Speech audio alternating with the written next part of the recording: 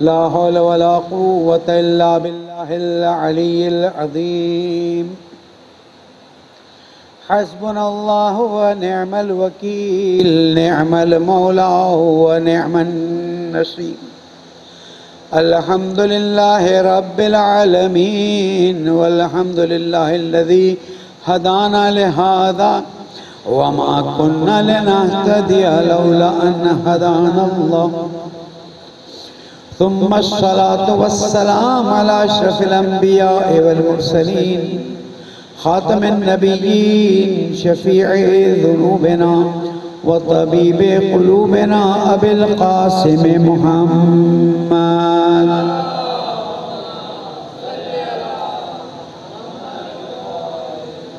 وعلى أهل بيته الطيبين الطاهرين المعصومين المظلومين الذين أذهب الله عنهم الرجس وطهرهم تطهيرا.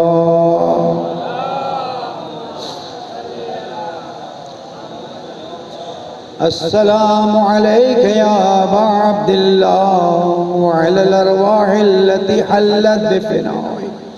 عليك مني سلام الله أبدا ما بقيت وبقي الليل والنهار، ولا جعله الله آخر العهد مني لزيارتكم. سب سلام کریں.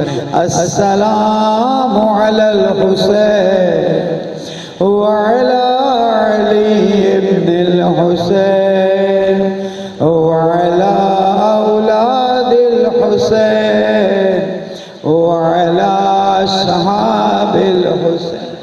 اللهم لنا والظالم ظلم حق محمد وآل محمد وآخر تابعين على ذلك.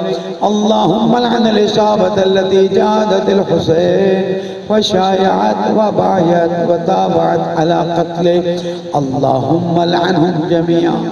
اللهم اجعل محياي محيا محمد وآل محمد ومماتي ممات محمد وآل محمد، ولا تفرق بيننا وبين محمد وآل محمد طرفة عين أبدا. درود پڑھ دیں محمد.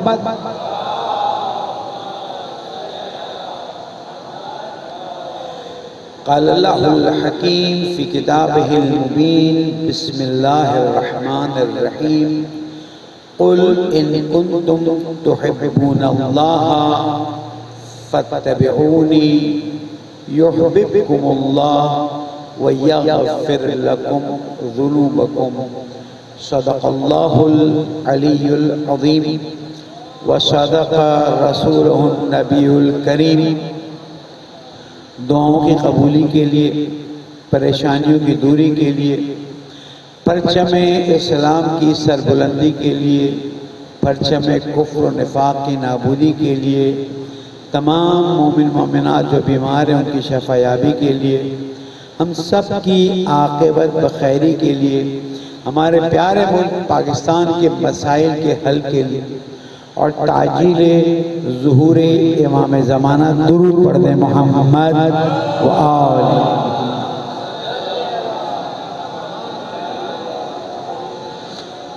عزیزان گرامی، یہ اللہ تعالیٰ کا ہم پر احسان ہے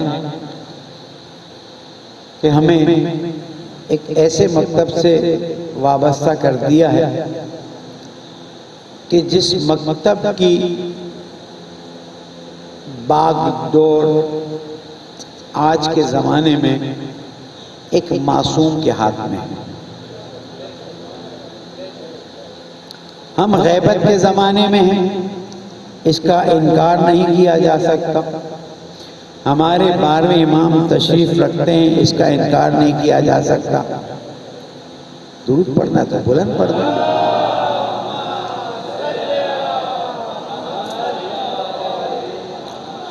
اور ہم لاوارث نہیں ہیں، یہ بھی واضح ہے. دل کو بڑا سکون پہنچتا ہے.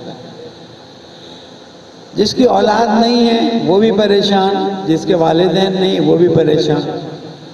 کہ کوئی تو ہمارا ساتھ دینے والا ہو، کوئی تو ہماری مدد کرنے والا ہو، ہم بیمار ہوں، والدین ہوں تو دعا کریں، اولاد ہو تو ہاسپٹل لے جائے، مشکل آئے تو سہارا بنے. ہمیں الحمدللہ رب العالمین قرآن اور سنت اور اقوال ائمہ معصومین کے ذریعے یہ یقین ہے کہ ہمارے صاحب ہیں اور ہماری حمایت فرماتے ہیں. اس یقین کے ساتھ جب انسان زندگی کرتا ہے تو اسے بڑا اطمینان ملتا ہے. جن کے ہاں جس مذہب کے لوگ ہوں، جس مکتب کے لوگ ہوں، جس مسلک کے لوگ ہوں، اگر ان کے زمانے کی ان کی حجت موجود نہیں ہے تو ڈاماڈول ہے مطلب. اور جہاں مطلب ڈاماڈول ہوتا ہے وہاں انسان اندر سے سوچتا ہے کہ کہیں جا کے ایسی جگہ سے تمسک کر لوں جہاں پر میری کشتی جو ہے وہ لنگر کے ساتھ اٹیچ ہو جائے. آپ نے دیکھا کراچی کے ساحل پر ایک کشتی آ کر پھنس گئی. کیوں پھنسی؟ اس لیے پھنسی کہ اس کے لنگر کمزور تھے اور ایک ہوا کا جھونکا اتنی بڑی کشتی کو ہلا کر بیٹھ گیا. اور صرف ہلایا ہی نہیں، ایسے لا کے پھنسا دیا کہ 45 دن تک پھنسی رہی. پھر کچھ چیزیں آئیں اور بڑی مشکل سے محنت کر کے نکال کے لے گئیں. اس لیے اگر پہلے سے لنگر مضبوط ہو نا تو پھر پریشانی نہیں ہوتی. اللہم صلی علی محمد و آل محمد شجرۃ النبوہ و موضع الرسالہ و مختلف الملائکۃ و معدن العلم و اہل بیت الوحی. یہ وہ درود ہے جو ماہ شعبان میں پڑھتے ہیں اور بڑی لذت سے پڑھتے ہیں. آگے پہنچتے ہیں الفلک الجاریہ فی اللجج الغامرہ. یہ وہ کشتی ہے جو جاری ہے فی اللجج الغامرہ، بڑے بڑے سخت طوفان ہوں یہ کشتی آرام سے چلتی ہے. یامن من رکبہا و یغرق من ترکہا. جو سوار ہو گیا وہ بچ گیا اور جو سوار نہیں ہے وہ المتقدم لهم مارق والمتاخر عنهم زاہق واللازم لهم لاحق. جو آگے ہیں جو پیچھے رہ گئے، کشتی ہی میں سوار ہونا ہے اور آگے بڑھنا ہے. اور وہ کشتی نوح ہے، اس لیے کہ حضور اکرم محمد مصطفیٰ صلی اللہ علیہ وآلہ وسلم نے فرمایا مثل اہل بیتی کمثل سفینۃ نوح. میرے اہل بیت کی مثال حضرت نوح علیہ السلام کی سفینے کی طرح ہے. جو سوار ہوا وہ بچ گیا، جو سوار ہوا وہ، پھر سے کہو، جو سوار ہوا گناہگار ہے سوار ہوا، نماز گزار ہے سوار ہوا، انسانیت کی خدمت کر رہا ہے سوار ہوا، کچھ اعمال میں کوتاہی ہے سوار ہوا. شرط نہیں کی ہے کہ جو نیک بندہ سوار ہوا وہ بچ گیا باقی سب غرق ہو گئے. جو سوار ہو گیا، یہاں تو لگتا ہے ہندو بھی سوار ہو جائے تو کامیاب ہو جائے گا. تو یہ دین اسلام ہے اور اس اسلام کی کشتی اہل بیت علیہم السلام ہے. اب ہمارے مکتب کو صرف ایک تشخیص کے لیے، ہمارے مکتب کو صرف ایک تشخیص کے لیے ایک نام دے دیا گیا ہے، ورنہ ہمارا مکتب ہے ہی اسلام. درود پڑھتے محمد والا.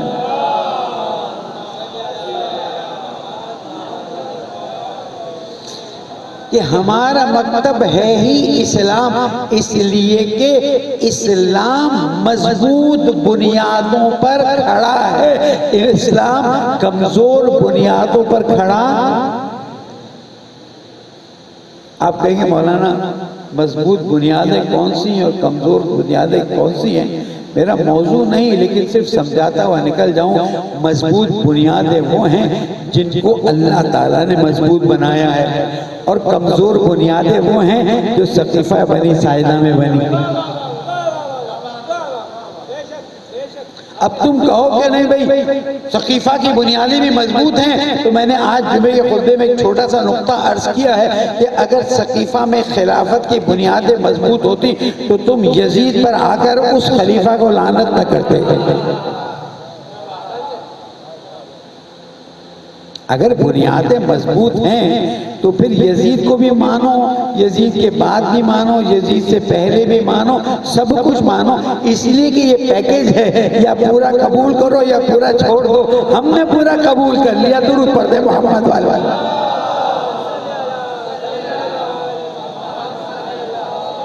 یہ دین ہے، یہ مکتب ہے، اور یہ وہ دین ہے کہ جس کو اللہ سبحانہ و تعالیٰ نے نازل فرمایا ان الدین عند اللہ الاسلام. ہم نے ایک جگہ خمسہ پڑھا، اس میں عنوان ہی یہ رکھا وَمَن يَبْتَغِ غَيْرَ الْإِسْلَامِ دِينًا فَلَن يُقْبَلَ مِنْهُ. جو اسلام کے علاوہ کسی اور دین کو قبول کرے گا اس سے قبول نہیں کیا جائے گا. وہ ہوا فی الآخرت من الخاسرین، اور وہ آخرت میں گھاٹا اٹھانے والا ہوگا. چیک کر لو کون سا اسلام اسلام ہے اور کون سا اسلام نقلی بنایا گیا ہے. کون سے اسلام کو اللہ سبحانہ و تعالیٰ نے نازل کیا ہے. اس لیے کہ اصلی اور نقلی میں فرق کرنے میں بڑی مشکل ہوتی ہے.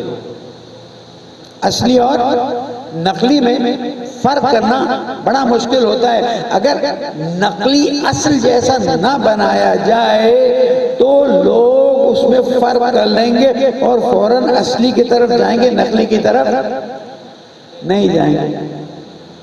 صرف ایک فرق رہ جاتا ہے، وہ یہ ہے کہ دیکھو اصلی اور نقلی کی پہچان کرنی ہے تو قیمت چیک کر لو. جس کی قیمت مہنگی ہو وہ اصلی ہے، اور جس کی قیمت نیچی ہو وہ، جس کو اللہ تعالیٰ بھیجے اس کی قیمت کیا ہوگی، جس کو میں بنا دوں اس کی قیمت کیا ہوگی. درود پڑھ دیں محمد. تو عزیزان گرامی، ہمارا مطمع نظر اسلام ہے. ہر کوئی دعویٰ کر رہا ہے کہ ہم جس پر چل رہے ہیں وہ اسلام ہے. ہمیں ان کے دعوے کو بھی چیک کرنے کا حق ہے اور ہمیں اپنے دعوے کو بھی چیک کرتے رہنا چاہیے. بھائی ڈاکٹر صاحب نے مجھے کہا ہے ہر 3 مہینے بعد اپنا بلڈ ٹیسٹ کرا لیا کرو. میں کہا ڈاکٹر صاحب بلڈ میں تبدیلی تو نہیں آتی. کہا بلڈ میں تبدیلی آتی ہے، ایسی آ جاتی کہ تمہیں پتہ ہی نہیں چلتا. یہ خطرناک ہے کہ بلڈ میں خاموشی سے ایسی تبدیلی آ جائے کہ آپ کو پتہ ہی نہ چلے. دیکھیں بلڈ پریشر ہے، شوگر ہے، کولیسٹرول ہے، جب یہ اپنا کام کر چکے ہوتے ہیں تب پتہ چلتا ہے کہ نقصان ہو گیا، ریورس. تو یہ تینوں کا مسئلہ یہ ہے کہ اگر کام کر جائیں اپنا تو پھر واپسی کا کوئی طریقہ نہیں بنتا. تو اگر اسلام میں بھی آ کر چیزیں خاموشی سے اثر کر جائیں تو پھر کربلا کی ضرورت پڑتی ہے. میں مسلسل پہلی مجلس سے آج تک ہر خمسہ ہر عشرے میں اس نقطے کو بیان کر رہا ہوں کہ عزیزان گرامی تھوڑا غور کیجئے، تھوڑا فکر کیجئے. مسئلہ بہت ہی سنگین ہے، اور وہ مسئلہ یہ ہے کہ قربانی اپنے سے زیادہ اہم چیز کی دی جاتی ہے یا نہیں. قربانی اپنے سے زیادہ اہم چیز کو کی نہیں دی جاتی ہے. قربانی اگر دی جاتی ہے تو ایک ایسی چیز کے لیے کہ جو بہت اہمیت رکھتی ہو. مثال، اس وقت آپ میں سے بہت سو کو بہت سے کام ہوں گے، اور اگر کچھ کام نہ ہو تو بیوی بچوں کے پاس ہی جا کے بیٹھ جائیں. لیکن آپ نے سوچا کہ نہیں، ایک جگہ اہل بیت علیہ السلام کا ذکر ہو رہا ہے، فضائل و مصائب کا ذکر ہوگا، کچھ اچھی باتیں پتہ چل جائیں گی، ورنہ تو نہیں آتا نا کوئی۔ کچھ اہل بیت کے غم میں آنسو جاری کر دیں گے، اس کا ثواب مل جائے گا۔ تو آپ نے اپنے گھر کے وقت کو یا اپنے کسی کام کے وقت کو قربان کیا، اور قربان کرنے کے بعد یہاں آئے۔ اس سے کیا ثابت کیا؟ اس سے یہ ثابت کیا کہ اس سے زیادہ اہم یہ ہے کہ کسی مجلس میں بیٹھا جائے۔ اب اس کا ثواب کیا ہے؟ اس کے ثواب میں سے ایک ثواب، میں تو کہتا ہوں ہمیں مجلس کا ثواب اتنی اہمیت نہیں رکھتا ہے جتنا مجلس کے ذریعے اسلام کو تقویت پہنچانا اہمیت رکھتا ہے، کیونکہ ثواب فردی ہو جاتا ہے اور اسلام کی تقویت اجتماعی ہو جاتی ہے۔ اور ماشاءاللہ اس ممبر پہ اور ادھر کے ممبروں پہ بڑی بڑی شخصیات آئیں، انہوں نے الحمدللہ اپنے علم سے لوگوں کو نوازا۔ میں بھی مختصر چیزیں آپ کے سامنے پیش کرتا رہوں گا، مزاج میں تھوڑا فرق نظر آئے گا آپ کو، کہ ہم اس بات کو واضح کر لیں کہ ہمیں انفرادی فائدے سے زیادہ اجتماعی فائدے کی ضرورت ہے، اور مجلس کا اجتماعی فائدہ یہ ہے کہ جب آپ مجلس کرتے ہیں، ہوتی چھوٹی ہے لیکن نظر بڑی آ رہی ہوتی ہے۔ اب تصور کیجئے پنجاب کے ایک گاؤں میں یا چھوٹے شہر میں ایک مومن نے اپنے گھر میں پہلے عشرے کی 10 مجلسیں کی۔ مجلس بہت چھوٹی تھی لیکن قبولیت بہت بڑی تھی۔ 10 دن کی 10 FIR کٹ گئی۔ 10 دن کی اگر مجلس قبول نہیں ہوئی ہوتی یا مجلس بڑی نہ ہوتی، بڑی مطلب نہیں کہ سب لوگ بیٹھے ہوئے، بڑی مطلب یہ کہ وہاں قبولیت حاصل ہو رہی ہے، تو امتحان شروع ہوا۔ اور دیکھیں کتنے نادان ہیں یہ پولیس والے، یہ حکومت والے، یہ پتہ نہیں ارباب اقتدار، وہ سمجھتے ہیں کہ FIRوں سے مجلسیں کم ہوں گی، انہیں نہیں پتا FIRیں مجلسیں بڑھا دیتی ہیں۔ FIRیں حوصلہ بڑھا دیتی ہیں، FIRیں ہمتیں بڑھا دیتی ہیں۔ پچھلے سال ایک جگہ میں نے عرض کیا تھا، جب ہمارے سرور علی بھائی کی پر زیارت عاشورہ کی اور تقی جعفر بھائی پر زیارت عاشورہ کی FIR کٹی تھی، تو بہت سی باتیں رہی، ساتھ اٹھتے بیٹھتے ظاہر ہے۔ ایک جملہ ہمارے برادر سرور اور تقی جعفر بھائی نے کہیں ہم لوگ بیٹھے تھے، بات کی، کیا مولانا ایک چیز یاد رکھیے گا، اگر اس دوران ہمارا انتقال ہو جائے تو یہ FIR ہمارے کفن میں رکھ دیجیے۔ نہیں معلوم ہمارا کوئی عمل قابل قبول رہا ہو یا نہ رہا ہو، کم از کم یہ میرے پاس سند رہے گی کہ میں عزادار حسین ہوں۔ درود پڑھ دیں محمد والا۔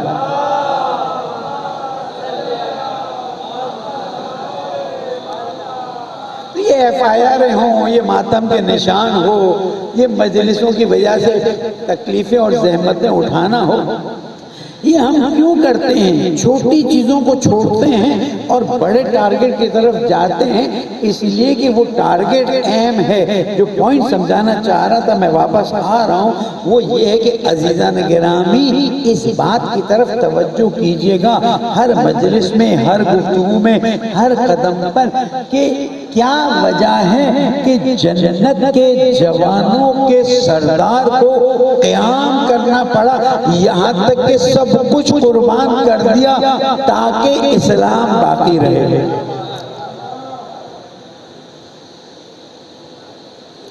چلے میں ابتدا سے مثال دیتا تھا۔ نمبر 1، حضور اکرم نے قربانیاں دی کہ نہیں دی؟ خود حضور اکرم فرماتے ہیں جتنی مجھے اذیت دی گئی دوسرے انبیاء کو اتنی اذیت نہیں دی گئی۔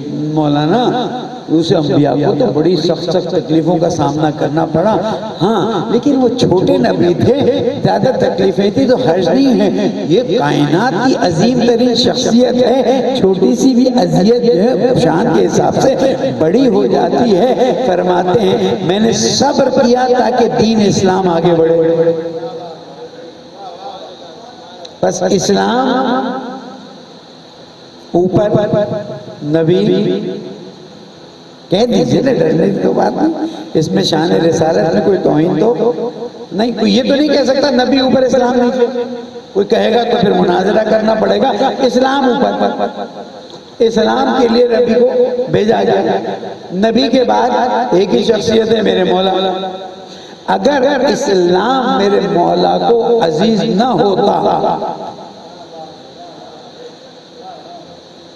تو نہج البلاغہ میں نہ فرماتے صبر تو 25 سال میں نے صبر کیا اس طرح سے کہ کسی کے گلے میں کانٹا اور آنکھ میں شہتیر ہو.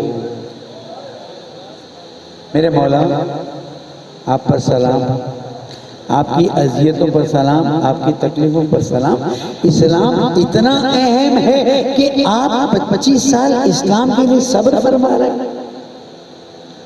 میرے نقطے کی طرف توجہ ہے نا بس، کہ میرے مولا نے نہج البلاغہ میں فرمایا کہ 25 سال صبر کیا ہے.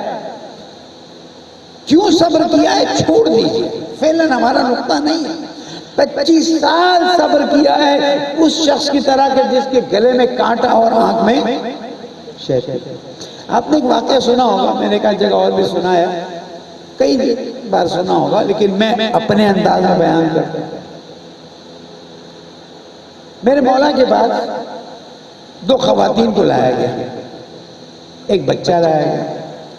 یہ خاتون کہتی ہے میرا بچہ، یہ خاتون کہتی ہے میرا بچہ. سب کو پتا ہے مولا نے کیا فرمایا. کمبر بھائی فیصلہ نہیں ہو سک رہا ہے، شمشیر لاؤ. تو ایک خاتون نے کہا شمشیر کس لیے چاہیے، ہماری گردن اڑائیں گے. شمشیر کمبر شمشیر. ذوالفقار حیدری آئیے، اب وہ پیر کانپ رہے ہیں، ہماری گردنیں اڑے گی کیا ہوگا. نہیں تمہاری گردنیں نہیں اڑی کیا.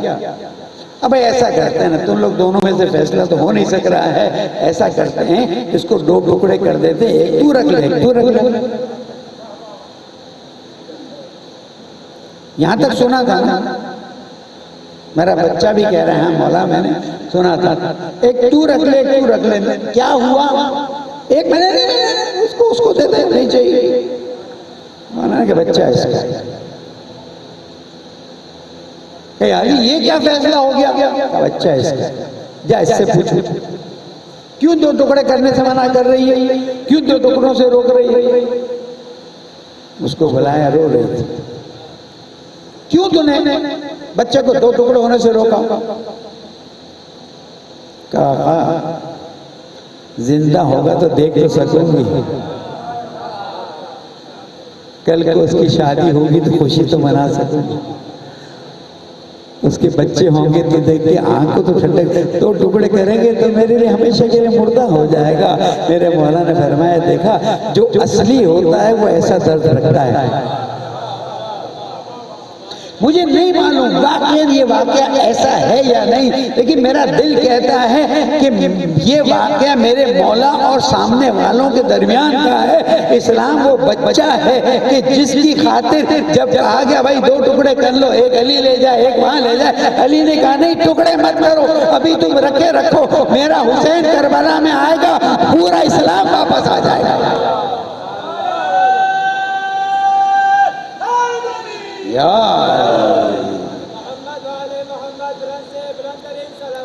اللہ صلی علی محمد. اسلام ہے اسلام جس کے لیے میرے مولا 25 سال صبر فرماتے ہیں کہ کوئی بات نہیں، اس وقت ادھر رہے مشکل نہیں ہے، مسائل پیدا ہوں گے، یہ کچھ دنوں کے لیے خلافتیں لے رہے ہیں، آخر تو میرا مہدی آئے گا نا، آخر تو وہ آ کر اسلام کو صحیح معنی میں نافذ کرے گا نا. کربلا کے بعد ہم اسلام کو اپنا بنا لیں گے، اس لیے کہ اسلام کو خون چاہیے اور خون صرف اہل بیت کا چاہیے تاکہ اسلام زندہ ہو جائے. اسی لیے کہنے والے نے کہہ دیا قتل حسین اصل میں مرگ یزید ہے، اسلام زندہ ہو گیا بس کربلا کے بعد اسلام زندہ ہو گیا. جس نے جو کیا صاف ہو گیا. سوچنے والوں نے سوچا کہ خلافت ہماری نسلوں میں رہے گی. مجھے کسی نے ایک جملہ کہا، میں نے پڑھا نہیں لیکن بہت پیارا جملہ کہا. سقراط کو جب زہر کا پیالہ دیا نا، پی لیا.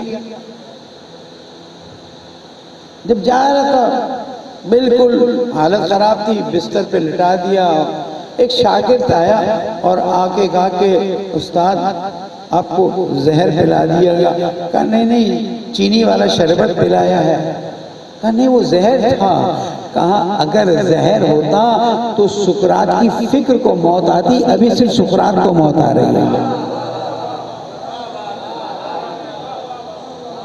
تو اگر علی کو حکومت سے الگ کرنے کے بعد حکومت ملنے پر ضربت لگائی ہے تو علی کے بدن کو ضربت لگی ہے. علی کے چاہنے والے آج بھی علی کو مانتے ہیں.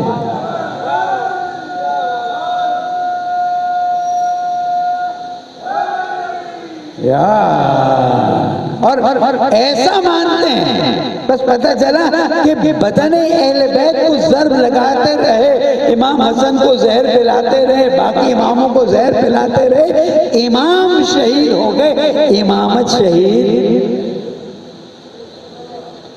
ایک واقعہ سناؤں آپ کو، پتہ نہیں میری باتیں ایسی چلتی رہیں گی، اچھا لگے تو کل بھی آ جائے گا، نہیں تو کوئی بات نہیں، دعا کیجئے گا اللہ مجھے علم دے تاکہ میں علم میں گفتگو کروں. عجیب بات، یہ جو اللہ سبحانہ و تعالیٰ نے ہمیں توفیق دی ہوئی ہے کہ ہم اس دسترخوان پر آ کر بیٹھیں، اس توفیق کی قدر کیجیے. کیوں؟ اس لیے کہ اگر یہ توفیق شامل حال نہ ہو تو انسان ہر الٹی سیدھے کام میں جا کے دل لگائے گا. میں نہیں کہہ رہا یہاں کی مجلس، جہاں بھی مجلس ہو رہی ہے وہاں بیٹھنے کا اس کا دل نہیں چاہے گا. لیکن یہ جو ہمیں یہاں آ کر بیٹھنے کی توفیق ملی ہے نا، اس توفیق میں سب سے پہلا کردار ماں اور باپ کا ہے. میں بات کو کسی اور ڈائریکشن میں لے جاتا ہوں پھر آ جاتا ہوں واپس. یہ ماں باپ کا پہلا احسان ہے کہ جب ہمارا حمل ٹھہرا اتنے پاک ماحول میں ٹھہرا کہ جب بچہ دنیا میں آئے گا اتنا پاک ہوگا کہ ذکر اہل بیت پہ جانے کی اجازت مل جائے گی. یہ بہت بڑی توفیق ہے، اس کو آپ تصور نہیں کر سکتے ہیں. تو جب بھی موقع ملے، میں نے ایک اور جگہ بھی عرض کیا تھا، جب بھی موقع ملے اپنے والدین کے لیے دعا کیجیے. اور والدین کے لیے دعا کرنے کی شرط نہیں ہے کہ وہ مر گئے ہوں تو دعا کرو، زندہ رہے ہوں تو دعا کرو. جب بھی تمہیں محسوس ہو کہ ہمیں نائٹ کلب سے بچایا، ہمیں شراب کھانے سے بچایا، ہمیں جوا کھانے سے بچایا، ہمیں ان جگہوں سے بچایا جہاں اسلام کے خلاف بات ہوتی ہے، تو ایک جملہ کہہ دو، رب ارحمہما کما. تمام لوگوں کے مرحوم والدین کی روح کے ثواب کے لیے اور زندہ والدین کی رضایت کے لیے ایک بلند درود پڑھ دیں محمد.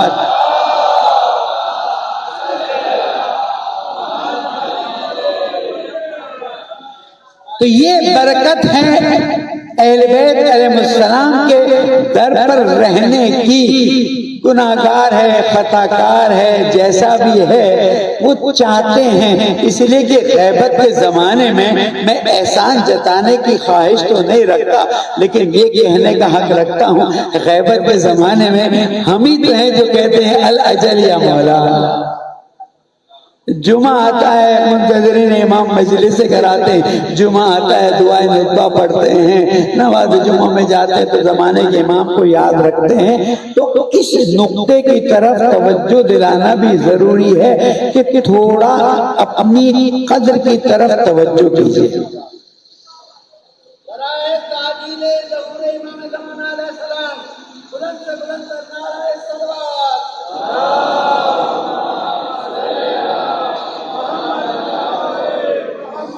اہل زبان کے سامنے ایک اجنبی آیا ہوا ہے، میں اہل زبان نہیں ہوں، گجراتی میری زبان ہے، لیکن کوشش کروں گا اگر کبھی سبقت لسانی ہو جائے تو معذرت کر لیجیے گا کہ یہ غیبت کے زمانے کی بات ہے کہ رسول اکرم محمد مصطفیٰ صلی اللہ علیہ وآلہ وسلم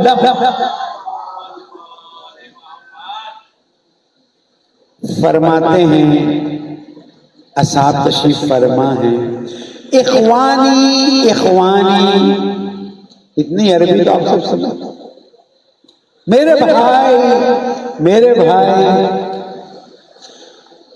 اصحاب کرام تشریف فرما تھے رضوان اللہ تعالی علیہم اجمعین، کیونکہ جو صحابی ہے وہ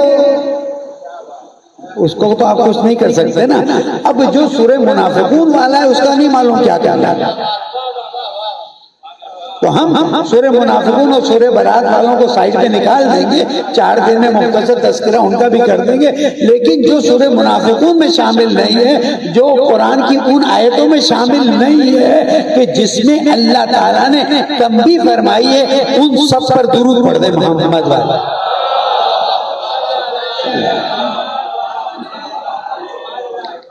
تو اصحاب کرام رضوان اللہ تعالی علیہم اجمعین سوال فرماتے ہیں، یا رسول اللہ السنا من اخوانکم، کیا ہم آپ کے بھائی نہیں ہیں؟ حضور نے فرمایا، لستم من اخواننا بل انتم من اصحابنا، تم میرے بھائیوں میں سے نہیں ہو، میرے اصحاب میں سے ہو۔ میں ہوتا تو مجھے تو شدید ہی تب چڑھتی، شدید غصہ آتا، بدر میں ہم، احد میں ہم، خیبر میں ہم، خندق میں ہم، پتہ نہیں کہاں ہم، گرمی میں ہم، سختی میں ہم، پیروں میں آگ لگے تو ہم، ہر جگہ ہم، اور ہمیں اصحاب کہتے ہیں، ہمیں بھائی نہیں کہہ رہے آپ۔ شکر ہے میں اس زمانے میں نہیں تھی۔ وہ بعض لوگوں نے کہا کاش ہم اس زمانے میں ہوتے، میں کہتا ہوں شکر ہے اس زمانے میں نہیں تھا، نہیں پتا ایمان مضبوط رہتا کہ نہیں رہتا۔ بڑے بڑوں کے پیر پھسل گئے، اب نام لیے بغیر سمجھ جایا کیجئے۔ رسول اکرم نے فرمایا، اے فلانی، بڑی علی سے محبت دکھا رہا ہے، کہ رسول اللہ میں چاہتا ہوں، عشق کرتا ہوں، محبت کرتا ہوں۔ اس وقت کیا ہوگا جب جمل کے میدان میں، لفظ جمل کا میری طرف سے، اس وقت کیا ہوگا جب میدان میدان میں علی کے سامنے شمشیر لے کے کھڑے ہو جاؤ گے، یا رسول اللہ کیسے ہو سکتا ہے؟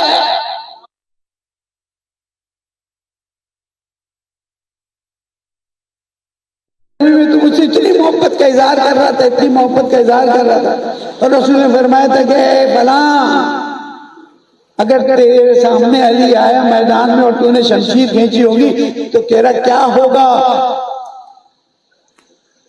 علی مجھے یاد نہیں آ رہا۔ ایک مثال ہے، کوئی سو رہا ہو نا، مثلا اعتکاف ہو رہا ہو، کوئی یہاں سو رہا ہے، اس کو آپ ذرا سا ہلائیں کہ بھائی اٹھ جا، تو کیا ہوگا؟ ہاں اٹھ جاتا، لیکن کوئی سو نہ رہا ہو، سونے کی ایکٹنگ کر رہا ہو، اس کو آپ لاکھ پانی کی بالٹی میں ڈالتے وہ ایسے سوئے رہے گا جیسے میں۔ تو یہ مسئلہ اسلام کے ساتھ ہوا، میرے مولا نے اسماع افہم کیا، کیا کر رہے ہو؟ آپ کو پتہ ہے وہ شخصیت، یہ جو دعا کا کہا گیا ہے نا کہ دعا کرو پالنے والے ہماری عاقبت بخیر ہو، یہ وہ شخص تھا کہ جب رسول اکرم کا وصال ہو گیا اور میرے مولا کی ظاہری خلافت چھین لی گئی اور لوگوں نے آ کے کہا علی قیام کرو، ہم تمہارا ساتھ دیں گے، مولا نے فرمایا چلو جو میرا ساتھ دینا چاہتا ہے کل گنجے ہو کر آ جانا۔ 6 یا 7 لوگ گنجا کر کے آئے، میرے مولا نے کرنے کو سو تم کیا کر رہے ہو، مار 6 7 تو تم مار ڈالا، ان 7 میں یہ تھے۔ یہاں پر میں ایک کنفیوژن دور کر دوں، درود پڑھ دیں محمد والے۔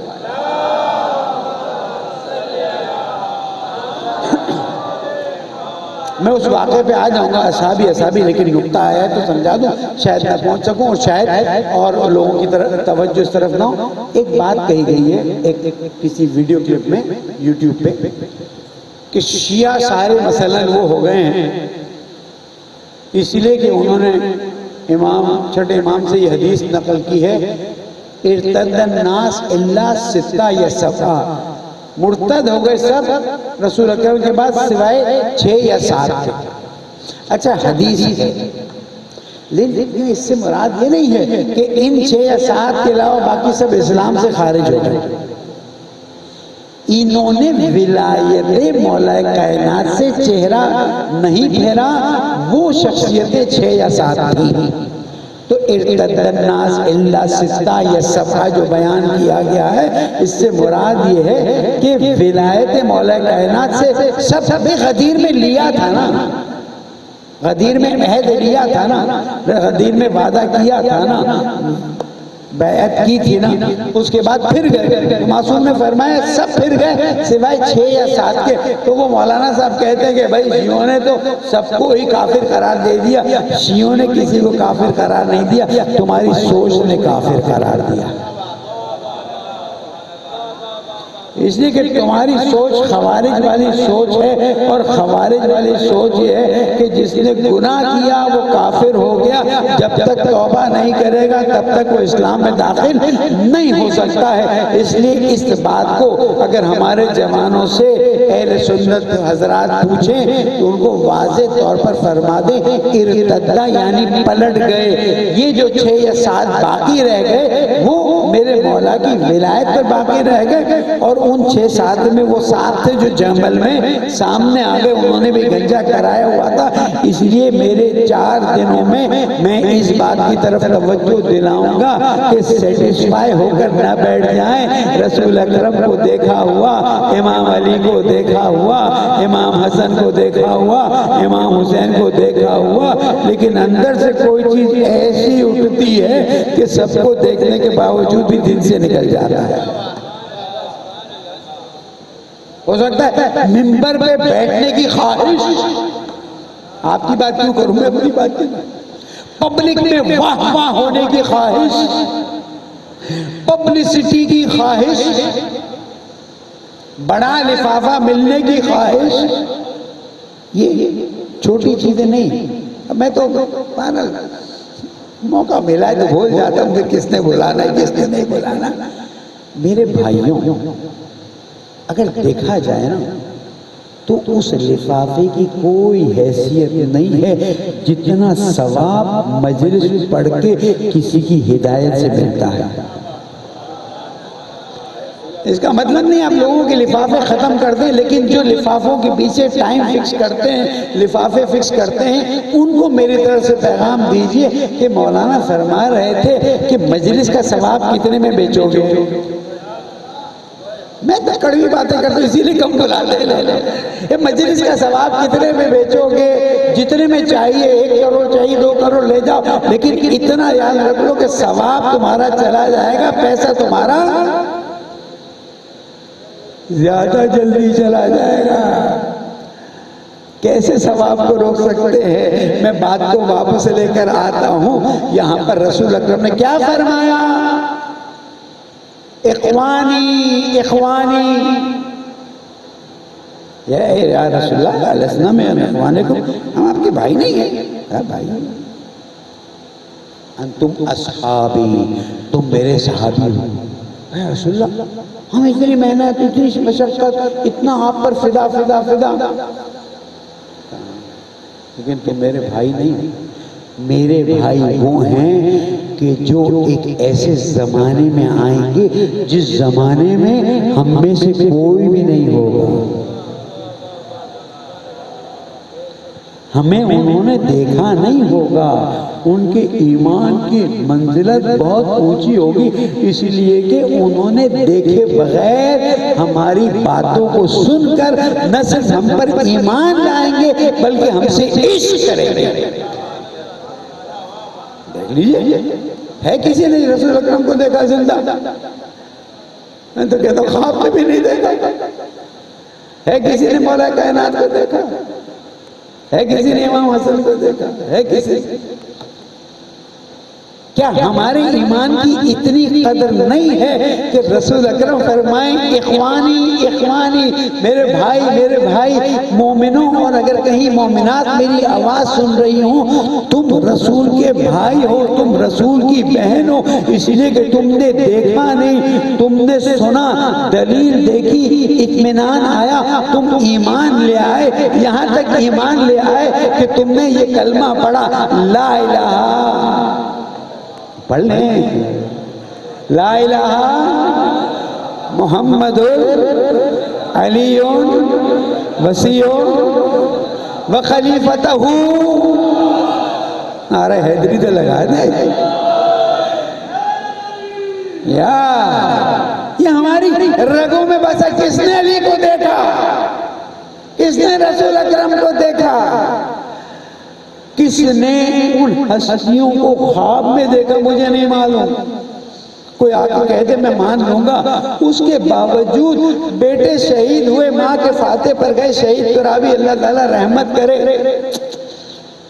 بعض لوگ واقعی اپنے زمانے کے نہیں ہوتے، کسی اور زمانے کے ہوتے ہیں۔ شہید قرابی کسی کے ہاں گئے کہ بیٹے شہید ہو گئے تھے، افسوس ہوا، فاتحہ پڑھی، اس کے بعد جاتے جاتے کہنے لگے کہ بہن اللہ تعالیٰ آپ کی مدد کرے اور آپ کے دکھ کو اور افسردگی کو کم کرے۔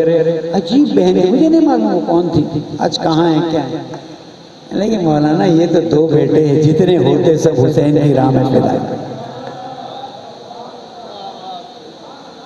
میرا مسئلہ یہ ہے کہ میں نے آپ کو ہمیشہ نیچا دکھایا ممبر پر، میں نے آپ کو کم اہمیت دکھایا، میں نے یہ دکھایا کہ آپ گناہگار ہیں، میں نے دکھایا آپ خطاکار ہیں، میں نے دکھایا آپ کی نماز اچھی نہیں، میں نے دکھایا آپ کے روزے اچھے نہیں، میں نے دکھایا آپ کا خمس اچھا نہیں، میں نے دکھایا آپ کی کوئی چیز اچھی نہیں ہے، آپ کو سب اچھا کرنا ہے۔ حقیر آپ کو دکھانے آ رہا ہے کہ آج کے زمانے میں آپ سے بہتر کوئی نہیں ہے،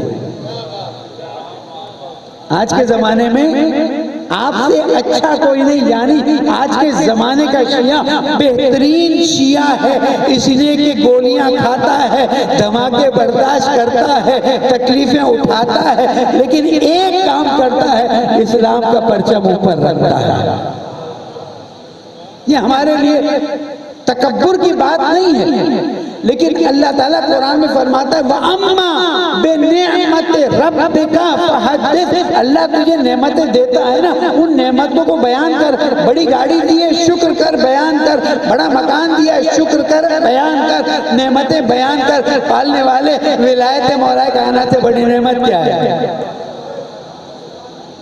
تو کیوں نہ ہم اس ولایت کو علی اعلان بیان کریں، کیوں نہ اللہ تعالیٰ کا شکر ادا کریں۔ تو پہلا نقطہ آج ہم اس جگہ پہ پہنچے ہیں، اسلام سب سے افضل، اس کے بعد سب کچھ۔ رسول اکرم قربانی دیں تو اسلام کے لیے، مولا کائنات 25 سال صبر کریں تو اسلام کے لیے، مولا کائنات اپنی زوجہ کو شدید تکلیف میں دیکھیں، برداشت کرتے دیکھیں، کیوں جناب سیدہ نے بددعا نہیں دی؟ کوئی ہے آپ میں سے جو کہے کہ ان کی بددعا قبول ہی نہیں ہوتی؟ ہے کسی میں جرأت کرنے کی؟ کھڑا ہو جائے۔ ہمارا عقیدہ ہے اگر ایک مرتبہ ہاتھ اٹھا دیتی، بعض جگہ آیا ہے جب مجبور کر کے میرے مولا کو رسی میں باندھ کر لے گئے، کب سمجھے گا انسان کہ جو رسول کا بھائی ہے، جس کو رسول اکرم نے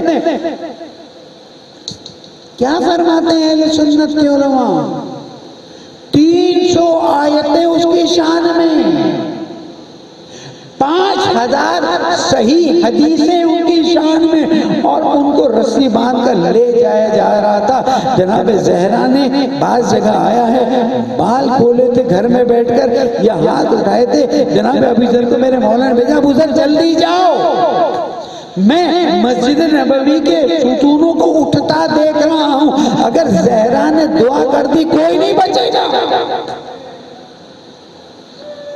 کہ جناب زہرا نے مجھے معلوم ہے سادات کا مجمع ہے اور سادات کے لیے اپنی ماں کے لیے یہ بات سننا مشکل ہوتی. یہ جناب زہرا کا احسان ہے. بد دعا نہیں کی. کیوں؟ اس لیے کہ بابا کے دین کی حفاظت کے لیے ضروری ہے ہم صبر کریں, ہم ہمت کریں. اگر انہوں نے بد دعا نہیں کی بلکہ کوشش کی لوگ دین کی طرف آ جائیں تو ہمیں بھی بد دعا نہیں کرنی, ہمیں بھی طنز نہیں کرنا, ہمیں بھی ناراض نہیں کرنا, ہمیں بھی لوگوں کے ساتھ بدتمیزی نہیں کرنی. اہل بیت کی قربانیوں کا واسطہ لوگوں سے پیار سے بات کریں, لوگوں کو آہستہ آہستہ دین کی طرف لائیں.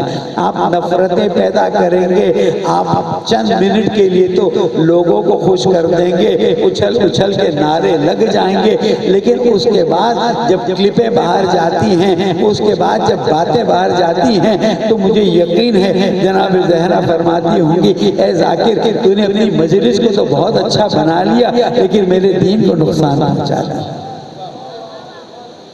میرے دین کو جس کے لیے میں نے صبر کیا ہے, جس کے لیے ساری زحمتیں اٹھائیں, کیوں فرمایا رسول اکرم نے جب خطبہ شعبانیہ ختم کیا نا تو آخری نتیجے پر جب پہنچے, ماہ شعبان میں علماء پڑھتے ہیں, مفاتی میں بھی ترجمہ موجود ہے, اے علی یہ وہ مہینہ ہوگا جب تمہاری ریش خون سے خضاب ہوگی. میرے مولا نے مجمع میں یا رسول اللہ یہ جو میری ریش خضاب ہوگی وہ اسلام پر خضاب ہوگی, دین پر خضاب ہوگی, اسلام کی خاطر خضاب ہوگی.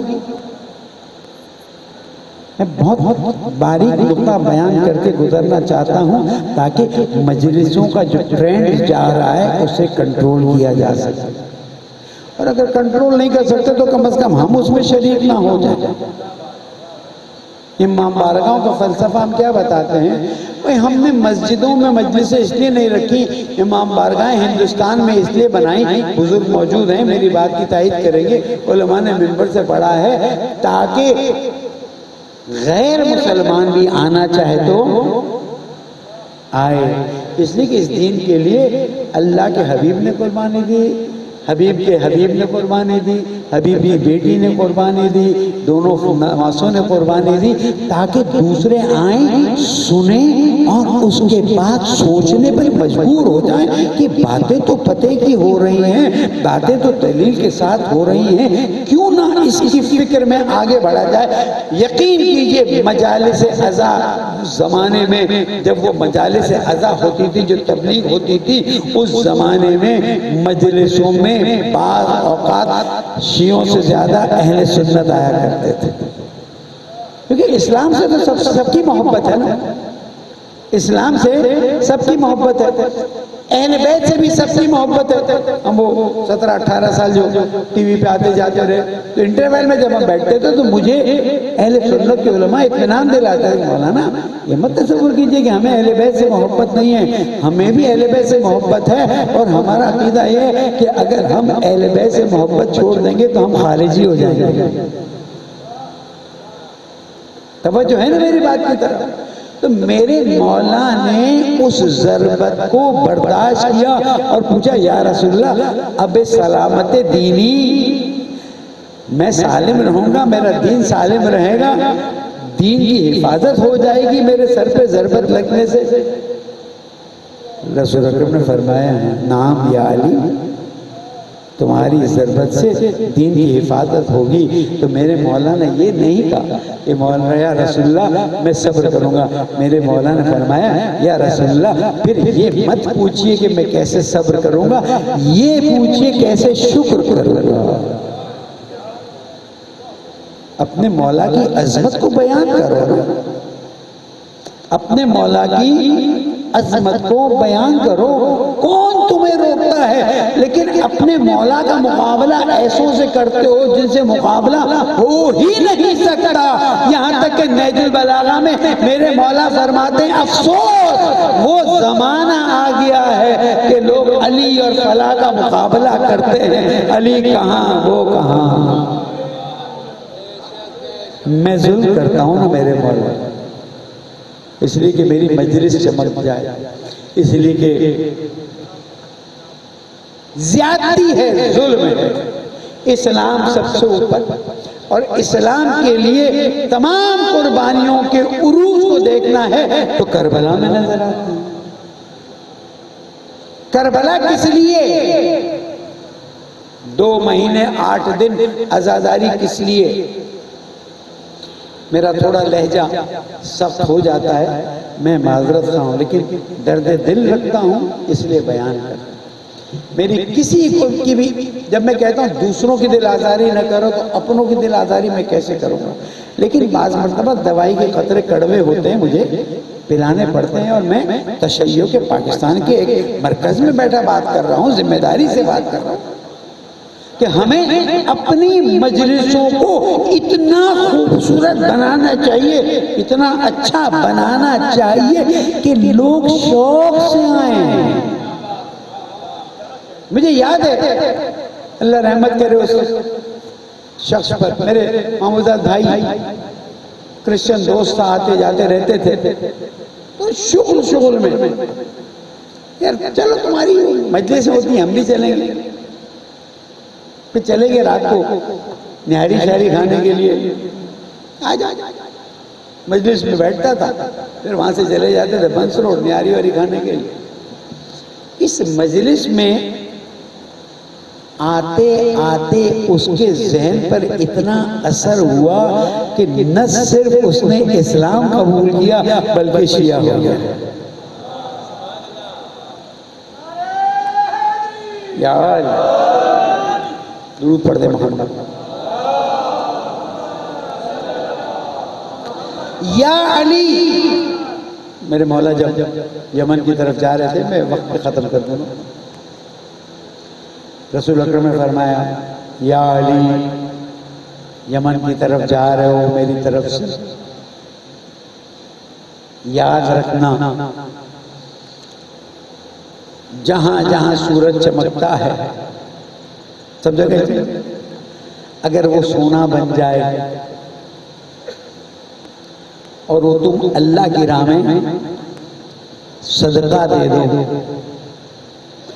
اس کی اہمیت کم ہے اس کے مقابلے میں کہ ایک انسان کو اللہ کا بندہ بنا دو۔ اگر مثلا اللہ کرے ان مجالس سے جو میں خطاب کرتا آیا ہوں، لفافے بھی لیتا رہا ہوں، ایک انسان انشاءاللہ کل گفتگو آگے بڑھے گی، اللہ تعالیٰ سے جا کے کہیں پالنے والے اس مولوی نے مجھے سمجھایا، میری سمجھ میں آ گیا، میں تیرے سامنے معافی مانگتا ہوں، مجھے معاف کر دو۔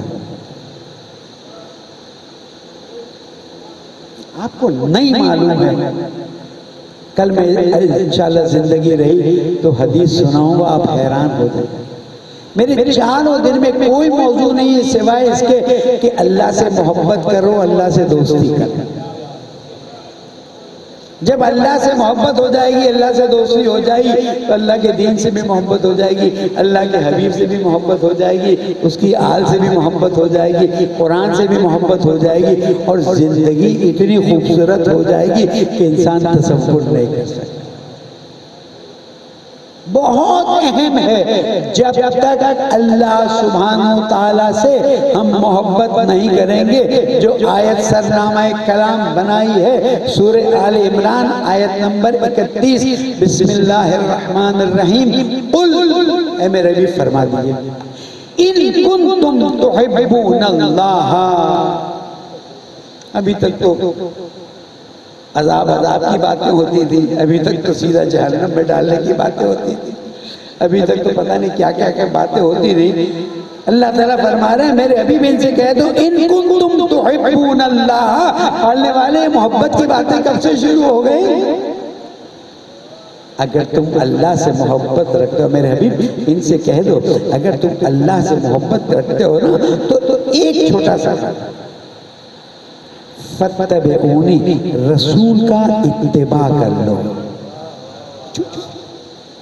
رسول کا اتباع کر لو.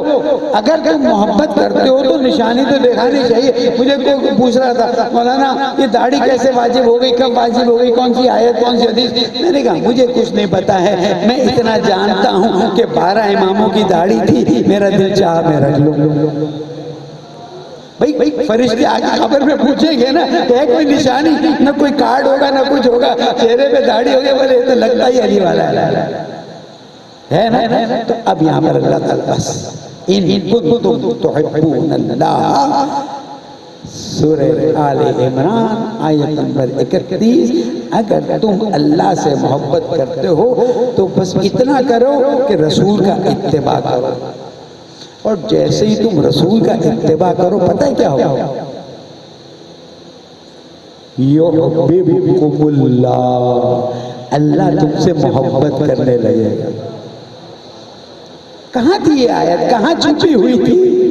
اگر تم اللہ سے محبت کرتے ہو صرف رسول کا اتباع کر لو, رسول کی بات مان لو, اللہ تم سے محبت کرنے لگے گا. اور صرف محبت نہیں کرے گا, تمہارے گناہ بھی معاف کر دے گا. بس عزیز یہ جو مجالس ہیں یہ اس کی برکتیں ہیں کہ ہماری روح زندہ ہو جائے.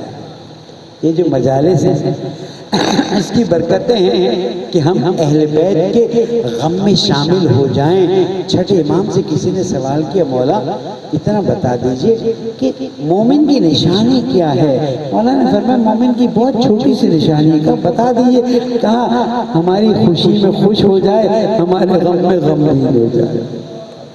حضرت گرامی یہ عجیب بات ہے کہ ہم ابھی مصائب پر جاتے نہیں اور آنکھوں میں آنسو آ جاتے ہیں. ایک شکایت یہاں پر بھی کرتا جاؤ, نہیں معلوم مجھے اس طرح سے بات کرنی چاہیے نہیں کرنی, لیکن میرا دل کہتا ہے بات کر جاؤ, نہ پسند آئے تو نہ پسند آئے. حضرت گرامی مصائب کے طولانی ہونے پر اتنا زور کیوں ہے؟ تھوڑا سا مصائب کے طولانی ہونے پر اتنی, مولانا یہ تو کوئی بات ہی نہیں ہوئی. برا نہیں مانیے گا میں مصائب میں داخل ہوں کہ مولانا مصائب بہت چھوٹے پڑے. عزیزو ایک جملہ کہوں, گریا کرتے رہو گے. میں نے جمعے کی خطبے میں کہا میں نماز بھی پڑھنے میں مشکل محسوس کر رہا تھا کہ رسول کی بیٹیوں کو شام کے بازار میں لایا گیا. ماہ سفر, ماہ محرم جو ہے وہ امام حسین اور شہداء کا مہینہ, اور ماہ سفر جناب زینب کا مہینہ. آپ کی ماں بہن بیٹی بازار میں گئی ہو اور کسی نامحرم نے صرف ان کی طرف دیکھ لیا ہو, آپ کی غیرت برداشت نہیں کرتی. عزادارو کیا یہ جملہ رونے کے لیے کافی نہیں ہے کہ امام زین العابدین علیہ السلام ماؤں بہنوں بیٹیوں کے ساتھ اگر ہمارے دل واقعی درد مند ہے, اگر واقعی ہمارے دل اہل بیت کے لیے رونا چاہتے ہیں, عزاداروں یہ جملہ کافی ہے. غیرت مند کی بیٹی اگر بازار میں کوئی اس کی انسلٹ کرے, انسان برداشت نہیں کر سکتا. اور یہ تو رسول کی نواسیات تھی, یہ تو رسول کی حال تھی, یہ زہرا کی بیٹیاں تھی. عزاداروں بس دو جملے اور, شام کے بازار میں داخل کیا گیا. چوتھے امام دیکھ رہے تھے کہیں سے پتھر آ رہے ہیں, کہیں سے اینٹیں آ رہی ہیں, کہیں سے آگ آ رہی ہے, کہیں سے کانٹے پھینکے جا رہے ہیں. ایک ضعیف العمر آیا, امام سے خطاب کرتا ہے اجرکم اللہ, رسول کی نواسیوں کی بے حرمتی پر اس طرح گریہ کرنا آخرت میں ثواب لائے گا. عزاداروں وہ بزرگ آگے بڑھا, اے جوان تم لوگوں نے بہت برا کیا, یزید کے خلاف خروج کیا. امام نے کہا اے بزرگ ایک منٹ ٹھہر جا, آئے تطہیر پڑی ہے, آئے مودت پڑی ہے, سورہ حلطہ پڑی ہے, سورہ حلطہ کے بعد کوثر پڑی ہے. یہ بتاؤ آیت مباہلہ پڑی ہے, بتاتے گئے حضور نے پوچھا عباس تیرا اس سے کیا تعلق؟ مجھے ساری آیتیں آتی ہے۔ کہا جن کا ذکر کر رہی ہے یہ آیتیں اس کا سر لینے پر ہے، وہ ہے رسول کا نواسا، وہ ہے آیت تطہیر، وہ ہے زہرا کا لال، اور یہ آیت تطہیر کی بیٹیاں ہے۔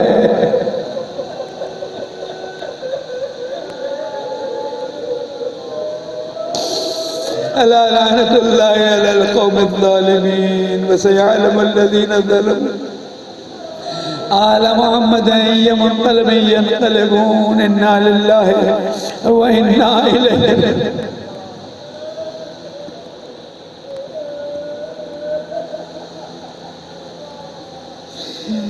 یا اللہ ہمیں اچھا بندہ بننے کی توفیق عطا فرما، ہمیں دین کے لیے عزت کا باعث بنا دے، دین کے لیے شرف کا باعث بنا دے۔ ہم گناہ کار ہیں، خطا کار ہیں، ہمارے گناہوں کو معاف فرما دے، اہل بیت کی محبت پر زندگی گزارنے کی توفیق عطا فرما، بیماروں کو شفائے کامل عطا فرما، پریشان حالوں کی پریشانیوں کو دور فرما، ہماری عزاداریوں کو قبول فرما، پیارے ملک پاکستان کے مسائل کو حل فرما، زمانے کے امام کو ہم سے راضی فرما، ان کے ظہور میں تعجیل فرما، ماتم حسین